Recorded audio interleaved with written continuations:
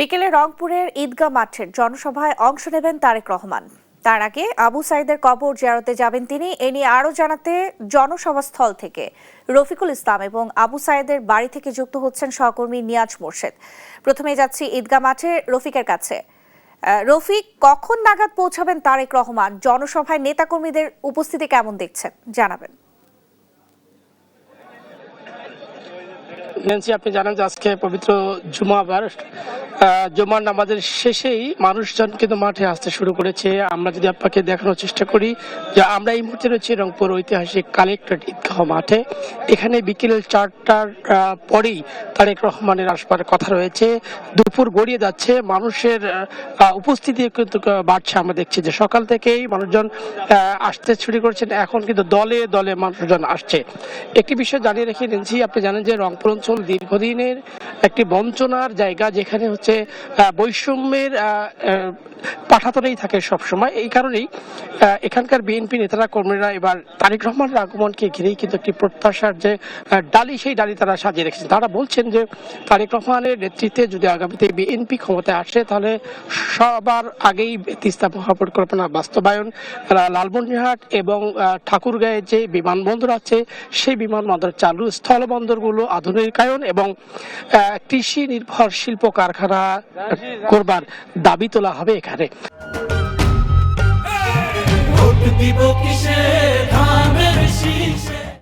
আমরা দেখেছি যে সকাল 11টা থেকে বিএনপির সাংগঠনিক সম্পাদক আসাদুল হাবিব দুলু তিনি এই রংপুরের কালেক্টর মাঠে এসেছিলেন এবং তিনি নেতাকর্মীদের সঙ্গে কথা বলেছেন। এখানকার যে সার্বিক পরিস্থিতি, সেই পরিস্থিতি তিনি বলেছিলেন এবং তিনি জানিয়েছেন যে মঞ্চের যে ডান পাশ আছে, সেই ডান পাশে এখানে জুলাই যোদ্ধা যারা আছে তারা থাকবেন এবং নিহত যারা আছে তারা থাকবেন।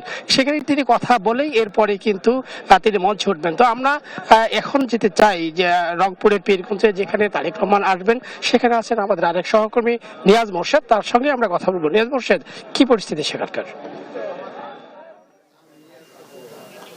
রবিক, এখানে এই মুহূর্তে কিন্তু আসলে আবু সাইদের যে বাড়ি, আমরা সকালে যেটা দেখেছি সেটি হলো তার যে কবরস্থানে বিএনপি চেয়ারম্যান তারেক রহমান আজকে জিয়ারত করতে আসবেন। সেই উপলক্ষে কিন্তু এখানকার যে আইন শৃঙ্খলা রক্ষাকারী বাহিনী যারা রয়েছেন তারা কিন্তু বেশ নিরাপত্তা দিয়ে ইতিমধ্যে কিন্তু এই জায়গাটিকে ঢেকে ফেলেছেন। এবং যদি একটু আপনাকে বলি যে বিএনপি চেয়ারম্যান তারেক রহমান তিনি কিন্তু দেশে এসেই কিন্তু তার কথা ছিল যে আপনার এই কবর আসলে জুলাই অভ্যুত্থানে শহীদ আবু সাইদের কবর জিয়ারত করবেন, কিন্তু নির্বাচন কমিশনের কিছু বিধিনিষেধের কারণে কিন্তু তিনি এই কবর জিয়ারতের যে আসলে এই কর্মসূচি সেটি কিন্তু তিনি আসলে আপনার ক্যান্সেল করেছিলেন। এবং এই আমরা একটু বলি যে এই মুহূর্তে এবং তিনি কিন্তু আবার কিন্তু আপনার আজকে কিন্তু তিনি কিছুক্ষণ বাদে ঠিক 3:45 সেদিকে তার আসার কথা রয়েছে এই আপনার আবু সাইদের কবর জিয়ারত করতে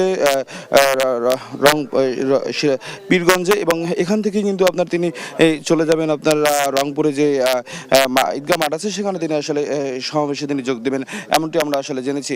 এই মুহূর্তে কিন্তু আমরা একটু কথা বলছি এই আবু সাইদের কবর এই স্থানটি পরিদর্শন করতে কিন্তু ইতিমধ্যে এসেছেন বিএনপির স্থায়ী কমিটির সদস্য ডাক্তার এজিএম জাহিদ হোসেন। আমরা একটু তার সাথে কথা বলবো। উনি কথা বলবেন এবং তার পরবর্তীতে উনি রংপুরে ঈদগাহ ময়দানে নির্বাচনী জনসভায় বক্তৃতা দেওয়ার কর্মসূচি রয়েছে। আমরা আশা করছি ইনশাল্লাহ উনি কিছুক্ষণের মধ্যেই বগুড়া থেকে এসে এই পীরগঞ্জের আবু সাইদের কবরের পাশে উপস্থিত হবেন। আবু সাইদের প্রতি শ্রদ্ধা জানানো এটা আজকে সারা দেশের সকল মানুষের এটা দায়িত্ব, কর্তব্য। এটি শুধু নয়, আবু সাইদ যে শিক্ষা দিয়েছে স্বৈরাচারের বিরুদ্ধে বুক চেতিয়ে 16 জুলাই 24 যেভাবে বেগম রোকেয়া বিশ্ববিদ্যালয়ের ছাত্র দাঁড়িয়ে এই দেশের লক্ষ লক্ষ মানুষকে উজ্জীবিত করেছে আন্দোলন সংগ্রামে ঝাঁপিয়ে পড়ার জন্য, স্বৈরাচার এবং আইন শৃঙ্খলা রক্ষাকারী বাহিনীর গুলির মুখে দাঁড়িয়ে কিভাবে প্রতিরোধ করতে হয়, প্রতিবাদ করতে হয়, সে শিক্ষা আবু সাইদ দিয়েছে। 15.5 বৎসর যাবৎ গণতন্ত্রকামী রাজনৈতিক দলগুলো অব্যাহত সংগ্রাম তার পরিপূর্ণতার লাভ করার জন্য 16 জুলাইয়ের আবু সাইদের শাহাদতের মাধ্যমে সত্যিকার অর্থেই এই আন্দোলন সকল শ্রেণী পেশা, রাজনৈতিক দল, ছাত্র জনতা সবার আন্দোলনে রূপান্তরিত হয়েছে।